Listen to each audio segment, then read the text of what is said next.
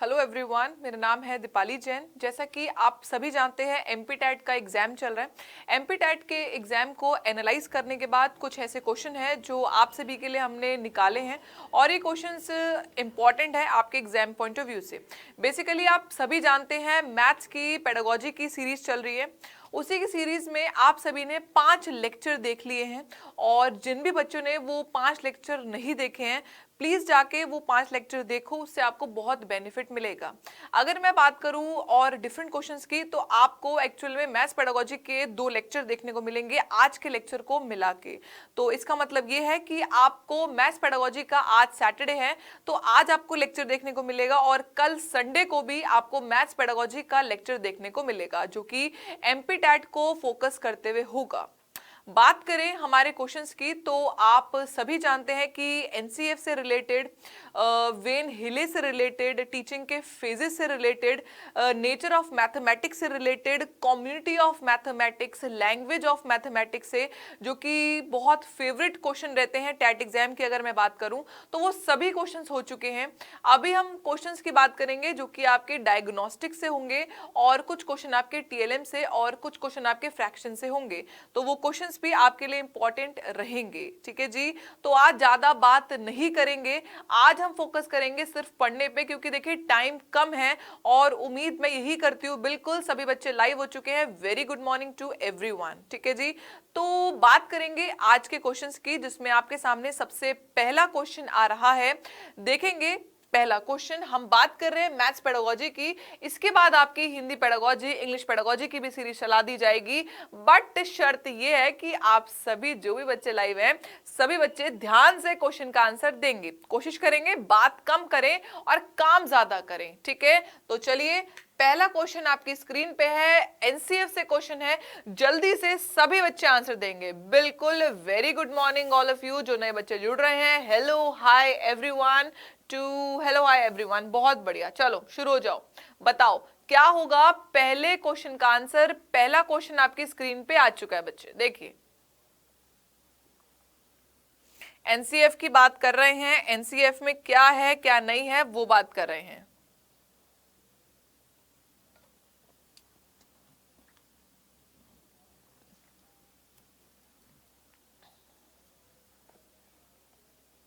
मैंने आपको बताया था एनसीएफ ने प्राथमिक विद्यालय के लिए, कहने का मतलब क्या है, प्राइमरी स्कूल के लिए क्या चीज नहीं की है।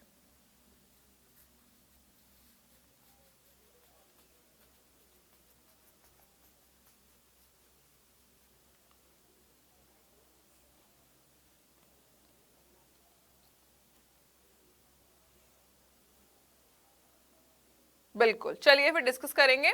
देखिए राष्ट्रीय पाठ्यचर्या, बेटा ए ऑप्शन देखिए ना, ए ऑप्शन पे ध्यान देंगे। ठीक है, देखिए राष्ट्रीय पाठ्यचर्या रूपरेखा 2005 के अनुसार निम्नलिखित में से कौन से विषय के प्राथमिक विद्यालय में गणित पाठ्यक्रम का भाग नहीं है। कहने का मतलब क्या है, मैंने आपको 2 एम्स बताए थे। एक मैंने आपको बताया था नैरो एम मीन्स संकीर्ण उद्देश्य और दूसरा मैंने आपको बताया था ब्रॉडर एम्स मीन्स व्यापक उद्देश्य, या फिर इसको हम कह सकते हैं हायर एम मीन्स उच्चतर उद्देश्य। मैंने आपको बताया था कि चौपड़, चौपड़ होता है टाइलिंग, बेसिकली टाइल्स के ऐसे इस टाइप से टाइलिंग होती है। मतलब बना के दिखाऊं, एक बार गूगल पे देख लीजिएगा, मैंने पिक्चर नहीं डाली आज। तो इस टाइप से कुछ टाइलिंग बनाते हैं, उससे हम बच्चे को सिखाते हैं। क्या सिखाते हैं, शेप्स का सिखाते हैं उसमें। ठीक है, दूसरी बात क्या है, सिमेट्री। तो सिमेट्री बच्चों को आप सिखाते ही हो, मैंने आपको बताया था किस तरीके से पेपर फोल्डिंग की मदद से आप बच्चे को बोलते हो ये अलग है ये अलग है। अगर आपको सिमेट्री सिखानी हो तो आप डॉट पेपर का इस्तेमाल भी करते हो, इस तरीके से आप डॉट पेपर बनाते हो। ठीक है, और चौथा क्या, प्रतिरूप पैटर्न्स बनाते हो। आप बच्चे को ये दे दोगे, ये इसमें 3 साइड है, इसमें 5 साइड है, यहाँ पर आपकी कोई साइड नहीं थी, तो अब बताओ आगे आंसर क्या होगा। बीच में आप लाइन दे दोगे जिसकी 2 साइड होंगी, तो बच्चा बोलेगा इसकी 0 साइड, इसकी 2 साइड, इसकी 3 साइड, इसकी 4 साइड। तो अब होगा जिसकी क्या होंगी, 5 साइड होंगी, जिसकी क्या होंगी 1 2 3 4 और 5 साइड होंगी। तो वो आगे पैटर्न्स बनाता है। तो पैटर्न्स भी बच्चे को आप सिखाते हो, बट एक्चुअल में रेशियो की बात, अनुपात की बात प्राइमरी में नहीं होती। हाँ जी, बिल्कुल सही है, मतलब बदल जाते तुम लोग। तो अनुपात की बात, रेशियो की बात कभी भी प्राइमरी में नहीं होती है, एनसीएफ कहता है ये। तो एनसीएफ के अकॉर्डिंग कौन सा टॉपिक आपके प्राइमरी स्कूल में इंक्लूड नहीं है, वो टॉपिक है बच्चे रेशियो। बात समझ आ गई? चलो आगे आ जाओ, बात करते हैं question number 2 on your screen. देखिए, ध्यान से देखेंगे बेटा, बातचीत पे ध्यान नहीं देंगे, सिर्फ पढ़ने पे ध्यान दो और इसी तरीके से आगे पढ़ते रहो और नए नए कंसेप्ट्स को सीखते जाओ।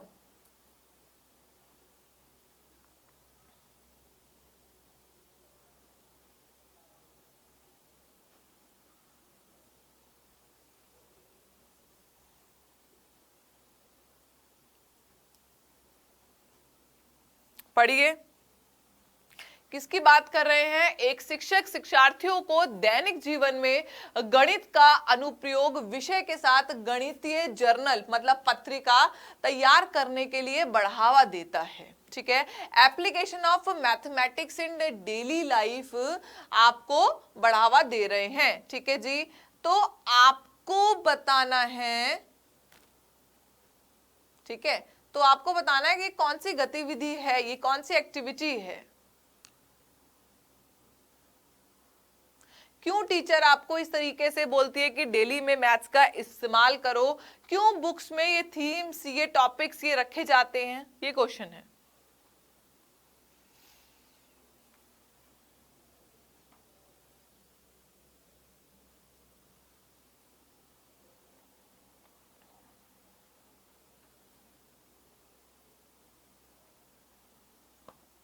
चलिए देखिए, डिस्कस करेंगे, आइए। एक शिक्षक शिक्षार्थियों को दैनिक जीवन में गणित का अनुप्रयोग विषय के साथ गणितीय जर्नल पत्रिका तैयार करने के लिए बढ़ावा दिया जाता है। ऐसा क्यों होता है कि आप जो टीचर है उसको आप टीचर को बोलते हो, मतलब टीचर जो होती है वो application of mathematics daily life में ये टॉपिक रखती है। ठीक है, कि आप इस जो आपने टॉपिक पढ़ा इसका आप अपनी डेली लाइफ में कैसे इस्तेमाल करेंगे, ऐसा क्यों होता है? ठीक है, समझ आया? ये टॉपिक बुक में रखा जाता है कि जो आपने पढ़ा है उसको आप डेली लाइफ में कैसे इस्तेमाल करोगे। ऐसा क्यों रखा गया, क्या हुआ ऐसा? पहला, शिक्षार्थियों की गणितीय संकल्पनाओं की परीक्षा लेना, क्या परीक्षा लेने के लिए। दूसरा, अपने ज्ञान और समझ को साझा करने के लिए शिक्षार्थियों को अवसर, अपने ज्ञान को या फिर बच्चों के ज्ञान को। तीसरा, गणित की समझ में शिक्षार्थियों की सहायता करना। तो समझ में सहायता करना कोई मैटर नहीं है, मैटर क्या है कि गणितीय संकल्पनाओं और उनके अनुप्रयोगों में संबंध बिठाना है और अपने ज्ञान तथा विचारों को साझा करने में शिक्षार्थियों की सहायता करना। शिक्षकों की नहीं, शिक्षार्थियों की सहायता करना।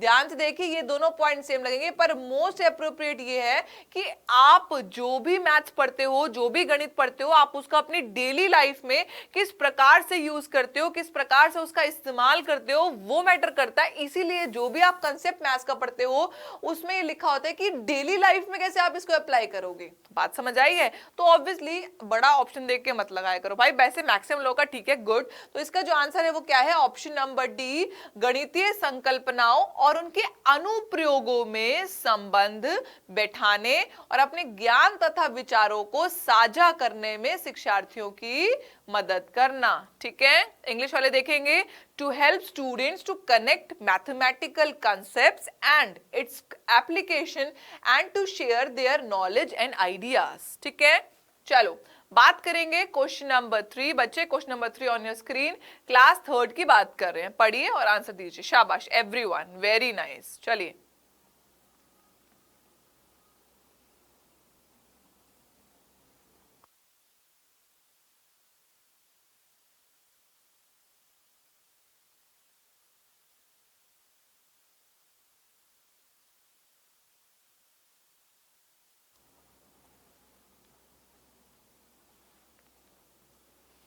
बहुत सिंपल है, बताया हुआ है पहले। अनस्टैंडर्ड या फिर आप कह सकते हैं गैर मानकीकृत उपकरणों का प्रयोग करना है और फिर मानकीकृत उपकरणों का प्रयोग करना है। स्टैंडर्ड, नॉन स्टैंडर्ड, सब कुछ याद रखना है बच्चे।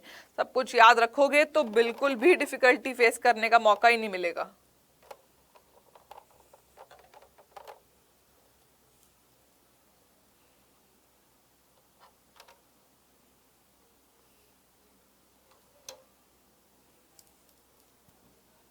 चलिए चलिए चलिए, बहुत बढ़िया, बिल्कुल सही, बहुत ही बढ़िया यार, वेरी गुड, बहुत सही है, सबका सही है यार, कमाल कर रहे हो। अरे वाह, बहुत सही बहुत सही, गुड। देखो, कक्षा 3 के विद्यार्थियों को लंबाई की विभिन्न, बीच में गैप है, इकाइयों पढ़ाने के लिए शिक्षक निम्नलिखित सामग्री कक्षा में ले जाएगा। अगर आपको बच्चे को यूनिट्स ऑफ लेंथ पढ़ाना है कि लेंथ को आप किस प्रकार से मापेंगे, ये लंबाई है, इसको आप किस प्रकार से मापेंगे, उसके यूनिट बताने हैं, तो वो किस टाइप से शुरुआत करेगा, कौन सा मटेरियल क्लास में लेके जाएगा। पहला ऑप्शन, विभिन्न लंबाइयां और इकाइयों वाले रूलर, नापने वाली छड़, नापने वाली पट्टी जो वास्तुकार द्वारा प्रयोग में लाई जाती है। दूसरा, नापने वाली टेप जिसके एक तरफ सेंटीमीटर हो और दूसरी तरफ मीटर हो। तीसरा, विभिन्न इकाइयों का संबंध चार्ट। चौथा, सेंटीमीटर वाला रूलर और नापने वाली टेप। एक्चुअल में डिफरेंट डिफरेंट रिसोर्स आप लेके जाइए। यहां पे लिखा है कि रूलर्स ऑफ डिफरेंट लेंथ, तो डिफरेंट लेंथ वाले जो रूलर्स होंगे वो ले जाइए, उसमें मीटर भी हो, सेंटीमीटर भी हो, इंचेस भी हो, इस टाइप से रूलर्स को आप लेके जाइए, ठीक है। और इसमें डिफरेंट यूनिट्स लगे हो। मेजरिंग रॉड ले जाओ, रॉड को मेजर करके दिखाओ कि एक रॉड में कितना मीटर होता है। आप मेजरिंग स्ट्रिप ले जाओ, स्ट्रिप आप समझते हो ना, फीता जो होता है, ठीक है, वो ले जाओ। तो आप ये सारी की सारी चीजें ले जाएं ताकि आप बच्चे को डिफरेंट रिसोर्सेज के अनुसार उसको यूनिट्स के बारे में सिखा सके, ठीक है। यहां पर तो सिर्फ एक रूलर ही लिखा था, बट यहाँ पे सारी चीजें आ चुकी हैं, ठीक है। तो ये गलत हुआ, ये गलत हुआ और ये गलत हुआ, और मैक्सिमम बच्चों का बच्चे सही है, ठीक है। क्लियर हो गया ना। रूलर्स वगैरह ले जाओ, मेजरिंग टेप ले जाओ, और अगर कहो कि बच्चे को स्टार्टिंग से कराना है तो आपको मैंने बताया था अपने हैंड्स का किस प्रकार से, अपने एल्बो का, अपने फीट का आपने किस प्रकार से इस्तेमाल करना है, ठीक है। चलो बात करेंगे question number 4 on your screen, देखिए।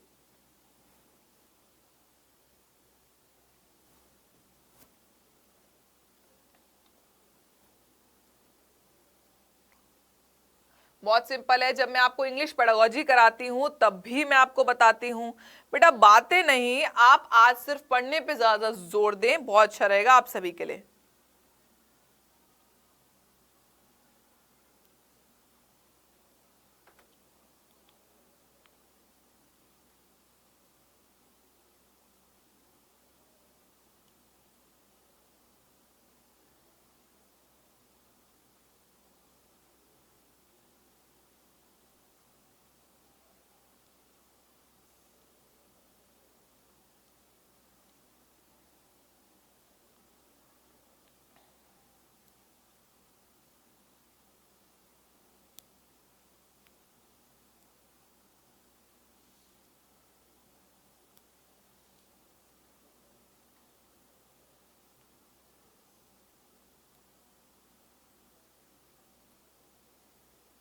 चलिए बात करें, देखिए, सबसे उपयुक्त व्यू रचना जिसका प्रयोग धनराशि के योग की कुशलता को आत्मसात करने के लिए किया जा सकता है। ऐसी, अगर आप बच्चे को एडिशन सिखाना चाहते हैं, और एडिशन क्या सिखाना है, पैसों का एडिशन, मतलब कि पैसे बच्चा कैसे गिनेगा, ये अगर आप बच्चे को सिखाना चाहते हैं मैथ्स के लिए, तो आप कौन से व्यू रचना, कौन से स्ट्रैटेजी का इस्तेमाल करेंगे, ठीक है। ऑप्शन देखो, भूमिका निर्वाह मींस रोल प्ले, बहुत सारे सवाल हल कराना, सूचना एवं संप्रेषण तकनीकी, तो आईसीटी से बच्चा क्या सीख लेगा भाई, और चौथा प्रतिरूपों का प्रयोग करना, मॉडल्स का प्रयोग करना। एक्चुअल में अगर आपको बच्चे को पैसे गिनना सिखाना है तो उसके साइड में किसी को खड़ा कर दो, उसको बोले कि उसने तेरे को ये पैसे दिए, दुकानदार की भूमिका निर्वाह दो, वो आप उसको बायर, मतलब बायर और सेलर, मतलब बेचने वाला और खरीदने वाले की भूमिका उसको बोलो, उसको ये बोलो सब्जी वाले की भूमिका निर्वाह कर।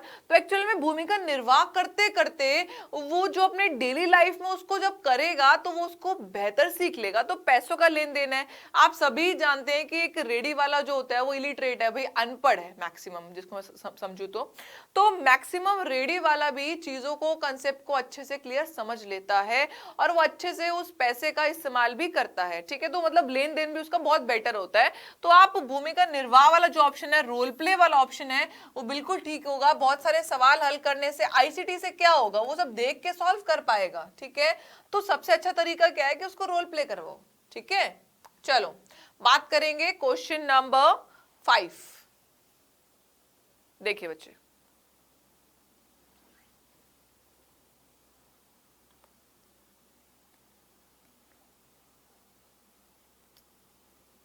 कक्षा 2 के शिक्षार्थियों का सरल आकृतियों, उसके लंबों और किनारों से परिचय कराने का सबसे उपयुक्त उपकरण क्या होगा? The most appropriate tool to expose the students of class second to plane figures, its vertices and edges. Plane figure की वर्टिसेस और एजेस अगर आपको बताना है तो सबसे अच्छा तरीका कौन सा होगा? प्लेन फिगर की बात कर रहे हैं, दोबारा से सुन लो फिर आंसर दिया करो। प्लेन फिगर मतलब क्या है? एक बोर्ड होता है जिसमें यहां पर क्या लगी होती हैं? कीलें लगी होती हैं। आपको एक रबड़ दी जाती है, आप उस रबड़ से यहां पे इनको बनाते हो। रेक्टेंगल बना दिया आपने, स्क्वायर बना दिया आपने, ट्रायंगल बना दिया। उन्हीं कीलों से, उन्हीं कीलों के अंदर आप रबर डालते हो और आप जो ज्योमेट्रिकल शेप्स होती है, जो ज्यामिति की आकृतियां होती है, वो आप बनाते हो। सर्कल बना दिया। तो 2D की फुल फॉर्म जो बच्चे पूछ रहे हैं, 2D की फुल फॉर्म होती है टू डायमेंशनल। बात समझ आ गई? Two dimensional. यहाँ पे आपके आ जाएंगे रेक्टेंगल, आपका स्क्वायर, आपका ट्रायंगल और कहीं ना कहीं आपका सर्कल। ठीक है, तो इसका जो आंसर है वो क्या होगा? जियो बोर्ड की मदद से। ठीक है, फॉर एग्जाम्पल मैंने जियो बोर्ड में बनाया, फॉर एग्जाम्पल मैंने जियो बोर्ड में एक रेक्टेंगल बना दिया। अब आपको जियो बोर्ड में वो रेक्टेंगल देखने को मिल रहा है, दिस इज अ बोर्ड। ठीक है, तो अब क्या होगा? टीचर बताएगी कि ये बेटा इसके वर्टिसेस होंगे, ये इसके कॉर्नर्स होंगे।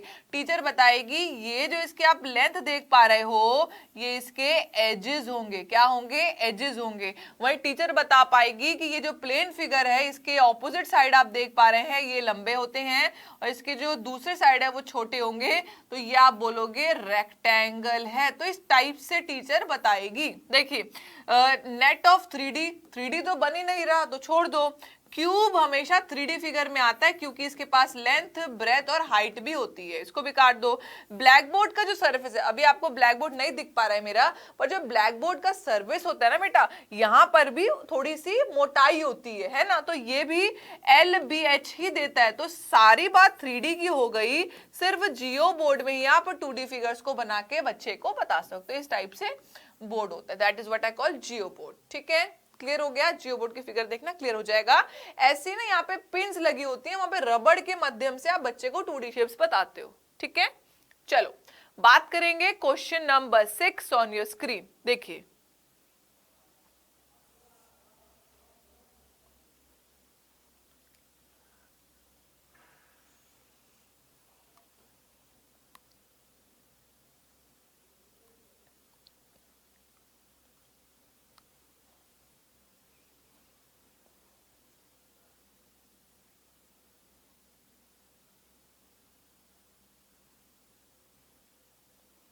चलिए चलिए, एक अच्छी पाठ्य पुस्तक, अगर मैं गणित की पाठ्य पुस्तक की बात करूं, अगर मैं मैथ्स की टेक्स्ट बुक की बात करूं, तो अच्छी टेक्स्ट बुक के इन चारों में से कौन से दो ऑप्शन अच्छे होंगे? ABCD, AC और BD। सारे ऑप्शन पढ़ो, ध्यान से लगाओ और जो गलत है ना वो पहले ही काटो। गलत वाला काटोगे फिर सही वाला आंसर आ जाएगा। करो।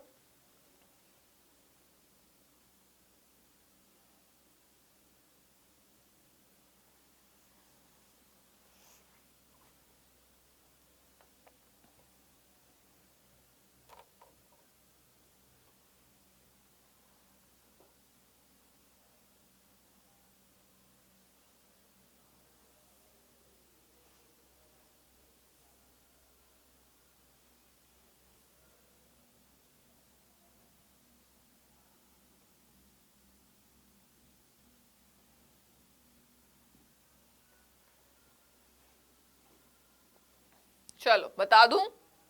हाँ, वेरी गुड वेरी गुड। सबका मतलब मैक्सिमम लोगों का लग रहा है मुझे ए ऑप्शन दे रहे हो। गुड।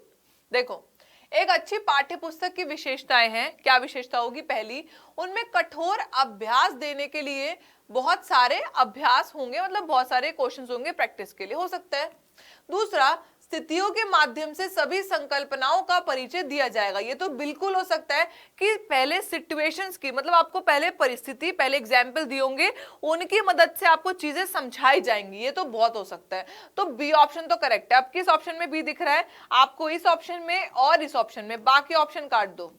सी देखो, केवल, केवल वाले तो यार मैं पढ़ती नहीं हूं, काट दो। अब बचा बी और डी में से और ए और बी में से, है ना, क्योंकि बी तो हमें पता है क्योंकि आपको जो भी कंसेप्ट बताना आप एग्जाम्पल के माध्यम से बता रहे हो, आप सिचुएशंस, परिस्थितियों के माध्यम से बताते हो, ऐसा होता भी है। लाइक जंक सेलर का टॉपिक होता है तो वो बेचता है, कितने पैसे बच जाते हैं, कितने बचे रुकते हैं, तो ये सब वो बताता है, तो ये हो सकता है। तो ये सी पार्ट तो कट गया। अब बचा ए बी और बी डी। अब दोबारा पढ़ो, यहां क्या लिखा है डी में, उन्हें मोटी और भारी होना आवश्यक है। क्यों भाई? अगर पतली होगी तो क्या उसमें कंटेंट अच्छा नहीं होगा? क्या उसका ऊपरी दिखावा मैटर करता है या अंदर जो कंटेंट है वो मैटर करता है? कंटेंट मैटर करता है, इसीलिए ये भी काट दो।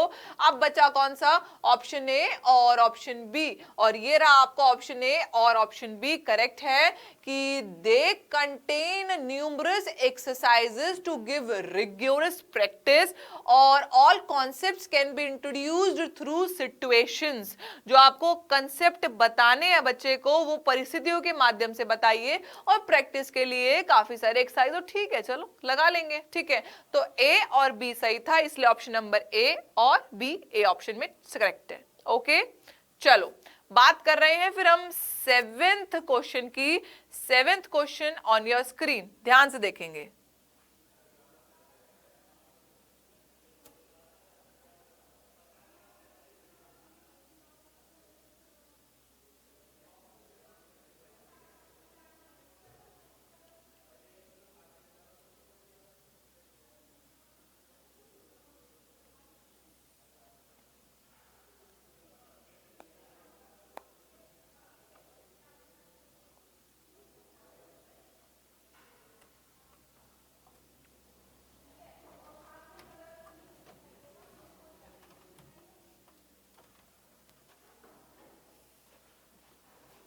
चलिए सेवेंथ क्वेश्चन देखेंगे।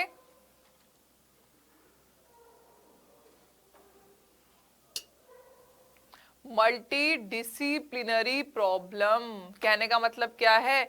ऐसी प्रॉब्लम जो कि बाकी डिसिप्लिन्स में भी इस्तेमाल होती है। जब भी आपके सामने मल्टी डिसिप्लिनरी आता है ना, तो आप ध्यान रखेंगे ये और सब्जेक्ट को मिलाने की बात होती है। ये जब भी आपके सामने बहु अनुशासनात्मक समस्या हो या लिखा हो मल्टी डिसिप्लिनरी प्रॉब्लम, डिसिप्लिन का मतलब अनुशासन नहीं होता, ये गलत दिया हिंदी में, बट ये दिया हुआ था पेपर में। तो मल्टी डिसिप्लिनरी मतलब होगा बहु विषयक। क्या होगा? बहु विषयक। ये मैंने जानबूझ के ठीक नहीं किया था, मैं आपको दिखाना चाहती थी कि इंग्लिश के कंसेप्ट, तभी मैं कहती हूँ आपको आप इंग्लिश पढ़ा करो, आप इंग्लिश के जो वर्ड्स हैं वो पढ़ा कीजिए, यही तभी मैं बताती हूँ आपको, ठीक है। तो ये बहु विषयक समस्या है। कहने का मतलब क्या है कि ऐसी समस्या होगी जो डिफरेंट डिफरेंट सब्जेक्ट से कोरिलेट करेगी। मतलब मैथ्स को आपको और भी विषयों से कोरिलेट करते हुए चलना है। इसकी हिंदी क्या होती है? Across the curriculum. मैंने आपको बताया बहुत बार, अक्रॉस द करिकुलम हो या फिर जो आपने हर एक सब्जेक्ट की जो दीवार बना रखी है ना, उस दीवार को तोड़ने वाली बात होती है ये। तो देखिए, कक्षा 4 की पाठ्य पुस्तक से दी गई निम्नलिखित समस्याओं में से कौन सी बहु अनुशासनात्मक और बहु विषयक समस्या की ओर संकेत करता है? तो यहाँ पे आपने वो ऑप्शन देखना है जो मैथ्स को छोड़ के और सब्जेक्ट की बात हो रही होगी। पहला, भारत के झंडे का आरेख बनाइए और झंडे में सममिति रेखाओं की संख्या की पहचान कीजिए। तो सममिति रेखा हो गया सिमेट्री वाली लाइंस, ये मैथ्स की बात हो गई। और झंडे की बात होती है आपकी एसएसटी में, सोशल स्टडीज में, तो ये हो सकता है। दूसरा, दी गई आकृति की दर्पण छवि का आरेख। तो दर्पण तो भाई नॉर्मल है, एनालॉगी छोड़ दो। दी गई आकृति में कितनी सममिति, ये भी सिर्फ मैथ्स है, छोड़ दो। किसी दी गई ज्यामितीय आकृति में एक सममिति रेखा, तो ये भी सिर्फ मैथ्स है। तो ऑप्शन बचा कौन सा? Option number A, draw flag of India and identify the number of lines of symmetry in the flag. बात समझ आ गई? फ्लैग ड्रॉ करना था और उसमें से मैं फ्लैग ड्रॉ करके बताऊं। देखो ये फ्लैग है, ये ड्रॉ किया। आपको ये फ्लैग ड्रॉ करने के बाद बताना है कि इसमें कितनी सिमेट्री वाली रेखाएं हैं। ये सिमेट्री है, ये सिमेट्री है ना, तो ये वाली भी सिमेट्री है। तो ये फ्लैग हो गया, तो दूसरे डिसिप्लिन की बात हो गई, दूसरे विषय की बात भी हो गई, और आपका मैथ्स भी हो गया। बात समझ आ गई? लिख लो, मल्टी डिसिप्लिनरी मतलब क्या होता है? जब आप एक विषय को दूसरे से इंटीग्रेट करके पढ़ाते हो, जब आप एक विषय में दूसरा विषय भी पढ़ाते हैं। बात समझ आ गई? आ जाओ, बात करेंगे question number 8 on your screen. देखिए, मैनिपुलेटिव टूल्स की बात कर रहे हैं, स्टैटिक पिक्चर्स की बात कर रहे हैं, रिटन सिंबल्स की बात कर रहे हैं, स्पोकन एंड रिटन लैंग्वेज की बात कर रहे हैं, रियल वर्ल्ड सिचुएशंस की बात कर रहे हैं, और उसको आप प्रेजेंट कॉन्टेक्स्ट में किसके अंदर रखते हैं ये बता रहे हैं। जल्दी जल्दी बता दो, हिंदी में पढ़ लो। हस्तपरक प्रतिमान, स्थिर चित्र, लिखित प्रतीक, मौखिक और लिखित भाषा, वास्तविक संसार की स्थितियां अथवा संदर्भ को दर्शाने के 5 तरीके हैं। बताइए किसको दर्शाने के ये 5 तरीके हैं? जब भी आप थिंकिंग पढ़ते हो, जब भी आप चिंतन पढ़ते हो, तो आप क्या बोलते हो कि चिंतन में सिंबल्स होते हैं। जब भी हम सोचते हैं तो हम सिंबॉलिक रिप्रेजेंटेशन करते हैं। प्याजे जी भी ये कहते हैं ना कि कंक्रीट ऑपरेशनल स्टेज में ही जो बच्चा होता है वो सिंबॉलिक आइडेंटिफिकेशन करता है, वो सिंबल्स को, वो सांकेतिक भाषा पे ध्यान देता है ना। तो सोचना ही तो कहते हैं सिंबल्स को। खुद सोचिए और ध्यान से आंसर लगाइए यार, बिल्कुल ध्यान से।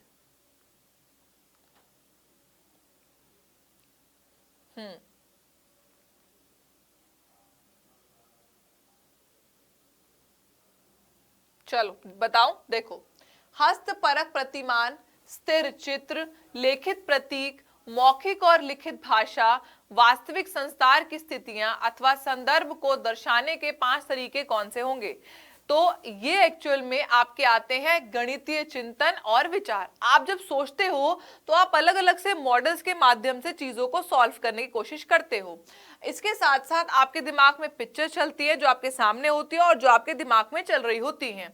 इसके साथ साथ जो सिंबल्स होते हैं वो आप देखते हो और उन सिंबल्स को मैनिपुलेट करते हो, उन सिंबल्स को छेड़ते छाड़ते हो। फॉर एग्जाम्पल, अगर आपने प्लस करना है तो आप फर्स्ट ऑफ ऑल, अगर आप इन नंबर्स को प्लस करना चाहते हैं तो सबसे पहले आप देखेंगे कि ये कौन सी प्लेस वैल्यू को आप प्लस करना चाहते हैं। तो आप देखेंगे ये 100 प्लेस का है और ये 1000 प्लेस का है। फिर आप इनको सिंबॉलिक रिप्रेजेंटेशन करते हैं, उसके बाद आप इनको प्लेस वैल्यू के फॉर्मेशन में लगाते हैं, उसके बाद आप प्लस लगाते हैं, फिर आप उसको सॉल्व करते हैं। तो ये सारी चीजें गणितीय चिंतन और विचार के अंदर होता है। ज्योमेट्री में बेटा शेप्स की बात होगी, करिकुलम में तो हर चीज आती है, सिर्फ यही क्यों आया? और वो कैब कुछ नहीं होती, मैथ्स की सिर्फ सिंबॉलिक रिप्रेजेंटेशन होती है। तो इसीलिए बाकी ऑप्शन तो गलत है, पहला ऑप्शन ठीक है, मैथमेटिकल थिंकिंग एंड आइडियाज। ठीक है, सोच और विचार। ओके एवरीवन, एक बार सभी बच्चे एनर्जेटिक थम्स अप दीजिए। चल रहे हैं आगे, बात कर रहे हैं क्वेश्चन नंबर 9। बहुत बढ़िया, चलो बात करेंगे क्वेश्चन नंबर 9। जियो बोर्ड बताया था ना मैंने क्या होता है, जल्दी से बता दो यार। जियो बोर्ड में आप क्या क्या दिखा सकते हो? अभी बताया था जियो बोर्ड।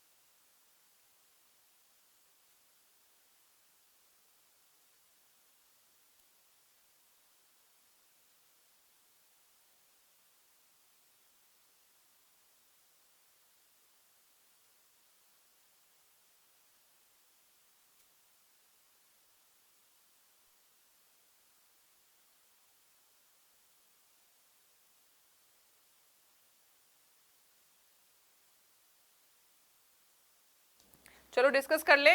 जियो बोर्ड की बात करें, ज्योमेट्रिकल बोर्ड की बात करें, किसकी बात करें बच्चे? जियो बोर्ड की बात करें। मैंने आपको बताया था, जियो बोर्ड की फिगर बना के दिखा दूं आपको।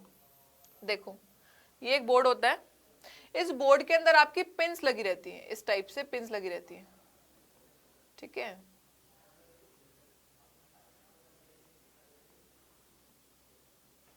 इस टाइप की पिंस लगी रहती हैं, अब देख पा रहे हैं पिंस को।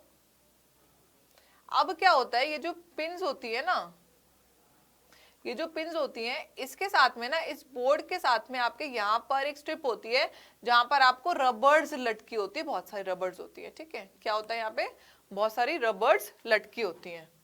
अब वो जो रबड़ होती है ना, जो वो रबड़ होती है, आप उस रबड़ की मदद से इस बोर्ड में, रबड़ की मदद से, ये जो बोर्ड है आपका, यहाँ पर आप पिक्चर्स बनानी शुरू करते हो, ठीक है। फॉर एग्जाम्पल आपने रबड़ को थोड़ा स्ट्रेच किया तो आपने यहां से लेकर यहां तक इतना बड़ा फिगर बना दिया, ठीक है।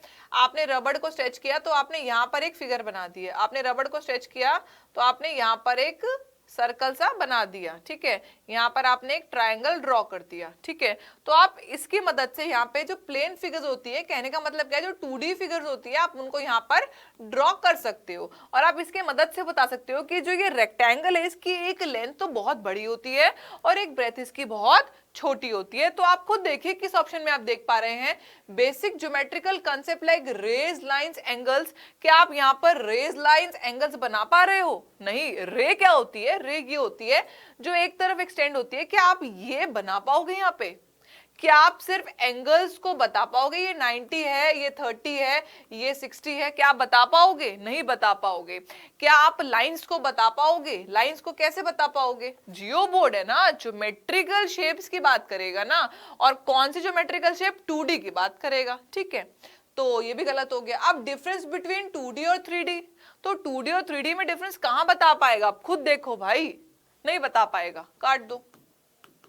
कॉन्सेप्ट ऑफ सिमेट्री, तो सिमेट्री का कॉन्सेप्ट भी नहीं बता पाता। सिमेट्री का जो कॉन्सेप्ट होता है ना, वो डॉट पेपर के माध्यम से आप बताते हो, लिख लो ये भी, ठीक है। तो बचा कौन सा? Geometrical shapes and their properties. क्या बचा? ज्यामितीय आकृतियां और उनकी विशेषताएं, जो मैंने आपको अभी बताई हैं, ठीक है। चले आगे आ जाओ, उम्मीद है चीजें क्लियर हो रही होंगी, कंसेप्ट क्लियर हो रहा होगा। चलो आगे चलिए बात करेंगे क्वेश्चन नंबर 10। अभी जो बताया था वैसा कुछ क्वेश्चन आ चुका है, ध्यान से पढ़ लीजिए एवरीवन। आज बातचीत कम करेंगे, पढ़ने पे ज्यादा ध्यान देंगे, ठीक है। फर्स्ट वर्ड को कैपिटल कर लो यहां पर, इनहेंस। चलो पढ़िए।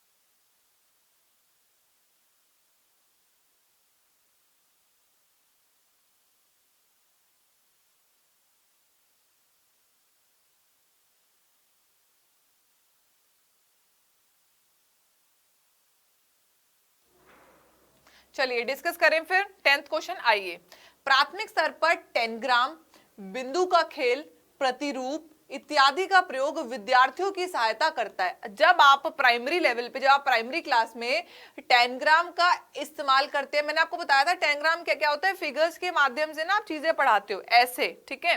डॉट गेम्स खिलाते हो बच्चों को, पैटर्न्स बनवाते हो, तो ये किस चीज में हेल्प करेगा? ठीक है, पहला स्थानिक समझ की योग्यता में वृद्धि, दूसरा संख्याओं की तुलना, तो संख्या नहीं होती, मैंने आपको बताया ना शेप्स की बात कर रहे हैं। परिकलन कौशलों में, परिकलन मतलब होता है कैलकुलेशन, तो यहाँ पे कैलकुलेशन में शेप्स की बात करता है। और लास्ट में बेसिक ऑपरेशन, तो बेसिक ऑपरेशन बेटा प्लस माइनस डिवाइड मल्टीप्लाई होता है, तो ये भी इसकी बात नहीं करता। एक्चुअल में अगर 10 ग्राम की बात करूं ना, तो ज्योमेट्रिकल शेप्स की मदद से, फॉर एग्जांपल ज्योमेट्रिकल शेप्स की अगर मैं बात करूं, तो आपका ट्रायंगल हो गया, आपका रेक्टेंगल हो गया, आपका स्क्वायर हो गया, आपका सर्कल हो गया, फॉर एग्जांपल ये मैंने शेप्स ले ली।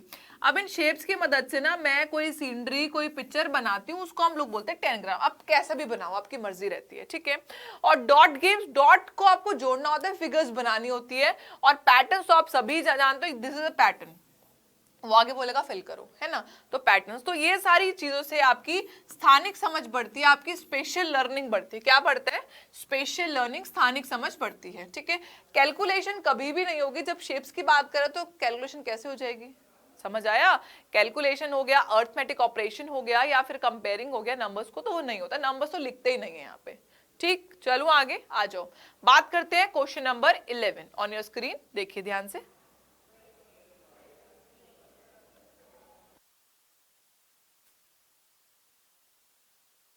प्रैक्टिस टाइम की बात कर रहे हैं, आपने देखा होगा हर मैथ्स की बुक में आपको प्रैक्टिस टाइम देखने को मिलता है। अब वो प्रैक्टिस टाइम क्यों देखने को मिलता है, आपने ये बताना है, बताइए।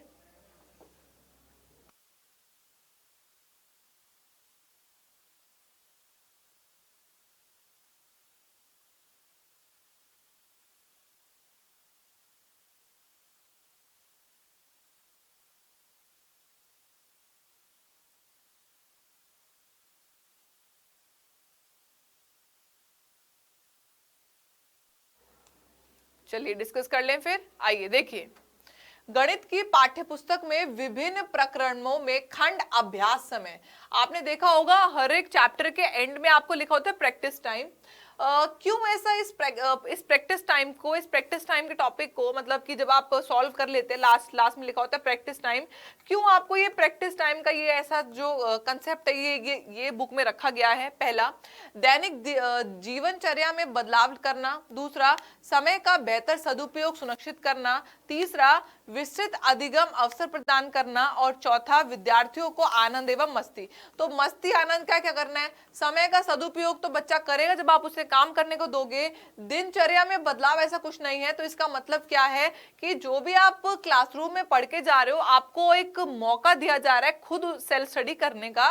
तो आंसर क्या होगा, प्रोवाइडिंग एक्सटेंडेड लर्निंग अपॉर्चुनिटी, आपको पढ़ने का, आपको सीखने का और ज्यादा अवसर दिए जा रहे हैं। प्रैक्टिस टाइम मतलब कि आप घर जाके जो क्वेश्चन कर चुके हो वो दोबारा रिपीट करते हो, उन टाइप के क्वेश्चन आपको अलग मिलते हैं, ठीक है। तो आंसर क्या होगा, 11th।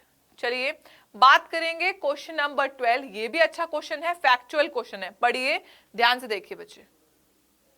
कक्षा 4 में सममिति और परावर्तन की ज्यामिति संकल्पनाओं की वृद्धि के लिए निम्नलिखित में से कौन से व्यवहार कौशल उपकरणों की आवश्यकता है। Which of the following manipulative tools is required to geometrical concept of symmetry and reflection. अगर आप बच्चे को सिमेट्री और रिफ्लेक्शन बताना चाहते हो, रिफ्लेक्शन क्या होता है, ये यहाँ पे चीज रखी है, बिल्कुल उसका प्रतिरूप उल्टा वैसा का वैसा बन जाता है, जैसे आप अपने मिरर के सामने खड़े होते हो ना, बिल्कुल वैसा बन जाते हो, वैसा। तो सिमेट्री भी यही होता है और रिफ्लेक्शन भी यही होता है। अगर आपको बच्चे को ये पढ़ाना हो तो आप किस चीज का इस्तेमाल करेंगे, द्विमुखी पटल, काउंटर, मोतियों की माला की, बिंदु शीट, डॉट पेपर, या फिर गिनतारा। सब बताया हुआ है, चारों बताए हुए हैं, पढ़ो और बताओ।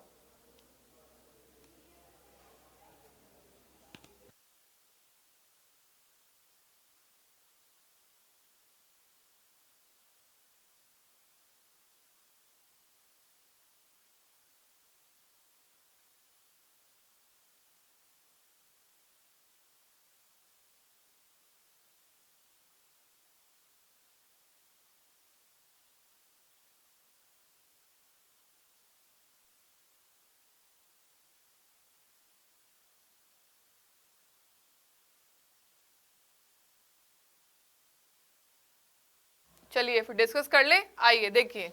कक्षा 4 में सममिति और परावर्तन की ज्यामितीय संकल्पनाओं की वृद्धि के लिए निम्नलिखित में से कौन सा व्यवहार कौशल ठीक है। तो देखिए मैंने बताया था सिमेट्री रिफ्लेक्शन, तो द्विमुखी पटल मतलब टू साइडेड काउंटर से क्या हो जाएगा, इससे नहीं बता पाओगे। मोतियों की माला से आप अर्थमेटिक में हेल्प करते हो, जो आप उसे गिनते हो। गिन तारा में आपकी जो कैलकुलेशन है वो स्ट्रांग होती है, नंबर्स की बात करता है, पर ये बिंदु शीट जो होगी आप इसमें बता पाओगे। मैं आपको बना के दिखाती हूँ। जैसे एक शीट है, इसमें ऐसे डॉट डॉट डॉट डॉट लगे होंगे, ठीक है, इस टाइप से डॉट डॉट डॉट लगे हुए हैं। अब इस डॉट डॉट में आप बता सकते हो, यहां आपने फिगर बना ली इस टाइप से, और बताओगे आप ये 3 डॉट बच गए और ये यहाँ पे ये 3 डॉट ऐड हुई है, तो ये इसका क्या है, सिमेट्रिक है। और सिमेट्रिक मतलब रिफ्लेक्शन ही होता है, तो आप इस टाइप से बता सकते हो। तो आंसर क्या आएगा, ऑप्शन नंबर सी, बिंदु शीट डॉट पेपर। ठीक है, क्लियर, बिंदु sheet dot paper. Everything is clear to everyone. 12वें का आपका आंसर होगा ऑप्शन नंबर सी। बात कर रहे हैं क्वेश्चन नंबर 13 की, देखिए।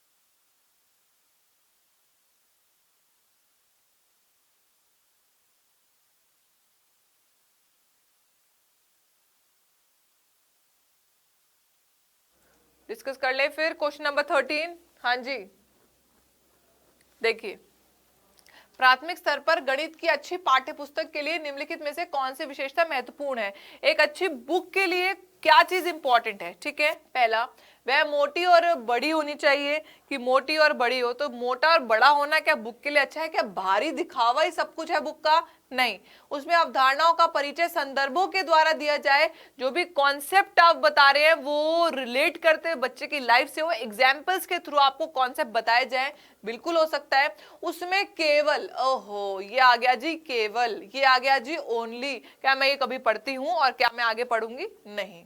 चौथा, वह आकर्षक और रंगीन होनी चाहिए। तो बाहरी दिखावे पे मत जाया करो, अंदर भी बहुत कुछ होना चाहिए। तो बाहरी दिखावा कुछ नहीं होता।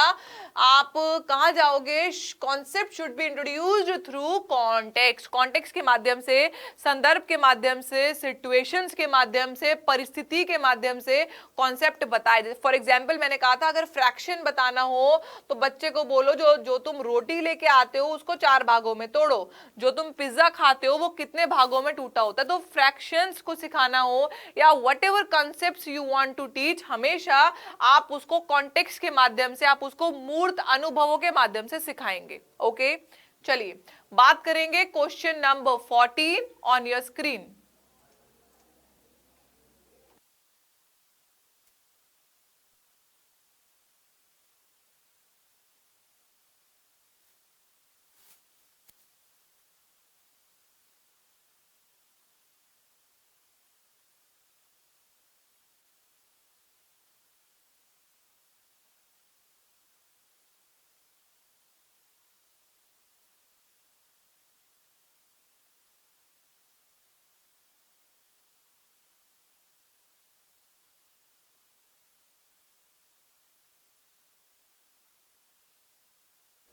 चलिए देखिए देखिए, बहुत सिंपल है, ये वही है, टेक्स्ट बुक की बात है। प्राथमिक स्तर पर गणित की पाठ्य पुस्तकों की सबसे अच्छी महत्वपूर्ण विशेषता निम्नलिखित में से कौन सी है? ठीक है, वही पाठ्य पुस्तक, वही टेक्स्ट बुक की बात कर रहे हैं, ध्यान से देखेंगे, पढ़ेंगे। पहला, संकल्पनाओं को जटिल से सरल की और प्रदर्शित किया जाएगा, तो मतलब कॉम्प्लेक्स टू सिंपल कभी नहीं होता, तो गलत है। हमेशा जब भी कोई भी कॉन्सेप्ट आपने इंट्रोड्यूस करना हो तो सबसे पहली आसान चीज सिखाओ बच्चों को और फिर उसकी कॉम्प्लेक्सिटी की तरफ लेके जाओ। ठीक। दूसरा, संकल्पनाओं को पूर्णतः श्रेणीबद्धता में प्रस्तुत किया होना चाहिए। जो भी आप कॉन्सेप्ट बताएंगे वो हमेशा हिरार्किकल मैनर में होंगे, मतलब पहले 1 बताएंगे, फिर 2, फिर 3, फिर 4, ऐसे होता है, बिल्कुल ठीक है ये। तीसरा, संकल्पनाओं को मूर्त से अमूर्त रूप में प्रस्तुत किया जाना चाहिए, कॉन्क्रीट टू एब्स्ट्रैक्ट की ओर, ये भी हो सकता है भाई। और चौथा, कॉन्सेप्ट शुड भी, संकल्पनाओं का उच्चतर कक्षाओं से संबंध जोड़ा जाना चाहिए। 1 मिनट, ये नहीं वाला तो क्वेश्चन नहीं है। Most important feature of mathematics text book eight primary level, most important, तो एक्चुअल में मोस्ट इंपॉर्टेंट तो यार ऑप्शन नंबर सी मानेंगे। सारे ठीक है, ये गलत है, बाकी तो ठीक है, बट मोस्ट इंपॉर्टेंट मैं सी को मानूंगी कि हमेशा जब भी आप कॉन्सेप्ट को इंट्रोड्यूस करेंगे, जब भी आप संकल्पनाओं को बताएंगे, तो आप हमेशा मूर्त से अमूर्त की ओर लेके जाएं, आप हमेशा प्रेजेंट करें कंटेंट को कंक्रीट टू एब्स्ट्रैक्ट, तो सारे ठीक है, मतलब ये भी ठीक था, ये भी ठीक था, पर मोस्ट अप्रोप्रिएट पूछा ना, अधिक महत्वपूर्ण क्या है, तो अधिक महत्वपूर्ण है कि पहले मूर्त अनुभव दें और उसके बाद आप उसको एब्स्ट्रैक्शन पे लेके जाएं। ठीक है, हिरार्किकल ठीक है, करना है, लिंक भी करना है, बट एक्चुअल में कॉन्सेप्ट के लिए सबसे अच्छा रहेगा ऑप्शन नंबर सी। ठीक, क्लियर। चलो आगे, चलो बात करेंगे question number 15 on your screen, ध्यान से देखिए, पढ़ लीजिए, फिर बताते हैं आपको इसका आंसर।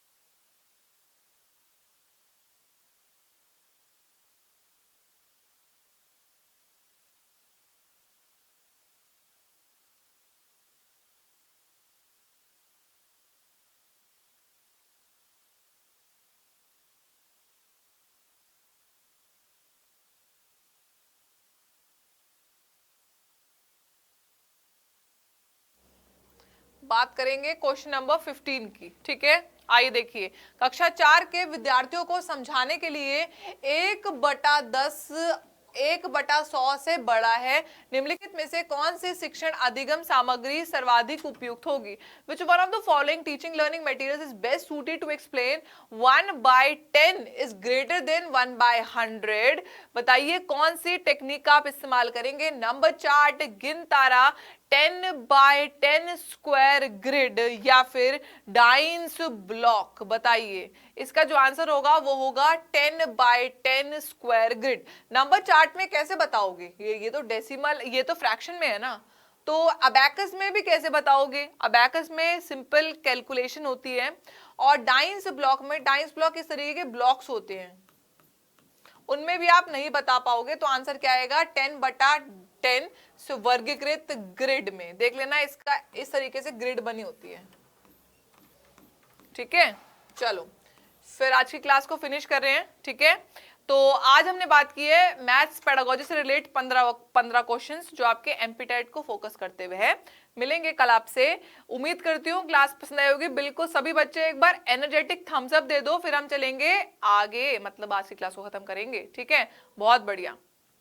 चलिए फिर आज की क्लास को फिनिश कर रहे हैं, मिलेंगे आपसे कल संडे है, पर कल संडे को भी क्लास चलेगी, थोड़ी बातें कम करेंगे और पढ़ने पे ज्यादा ध्यान देंगे।